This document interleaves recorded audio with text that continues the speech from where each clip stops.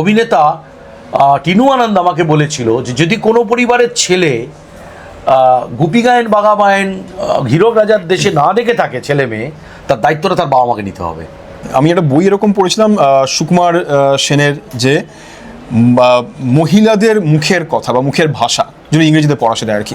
আমাদের মা ঠাকুমারা প্রবাদ প্রবচন ছড়া কাটতেন, ছেলেগুলোনো ছড়া কাটতেন, তুমি ছোটবেলায় নিশ্চয়ই সেগুলো তুমি শুনেছো। সেগুলো শহরে এসে এখন আর পাও? সেগুলোর কথা মনে পড়ে বা সেগুলো মনে হয় কোনো জায়গায় রাখা আছে কিনা এখনো?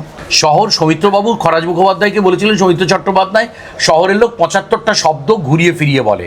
কেমন আছো, খাওয়া হয়েছে, ও টেলিফোন করেছিল, আচ্ছা আচ্ছা, ভীষণ রোদ। গ্রামের লোক এই 75টা ভাষার মধ্যে থাকে না।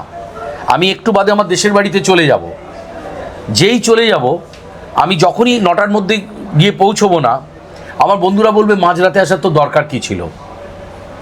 শহরে সন্ধ্যা কতক্ষণ আর রাত কতক্ষণ? শহরকে ছোটো করছি না, শহর আমায় থাকতে দিয়েছে, খেতে দিয়েছে, আমাকে আমার বউ বলে বেইমানি করা হবে, গাড়ি বাড়ি সব দিয়েছে।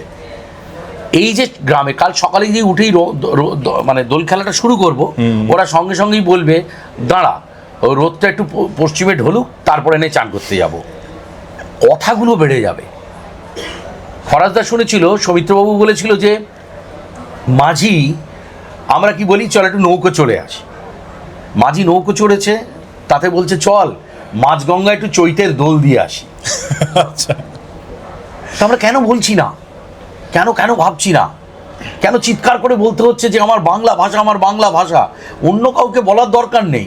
কিন্তু আন্টি, তুমি কেন আঙ্কেল বলছো? তুমি গুলিয়ে দিচ্ছ সব জিনিসটাকে। কাকা একটা, মামা একটা, মিশু একটা, এই সুযোগ পাবে না আর। বলো ভাই কি দাম দেবে?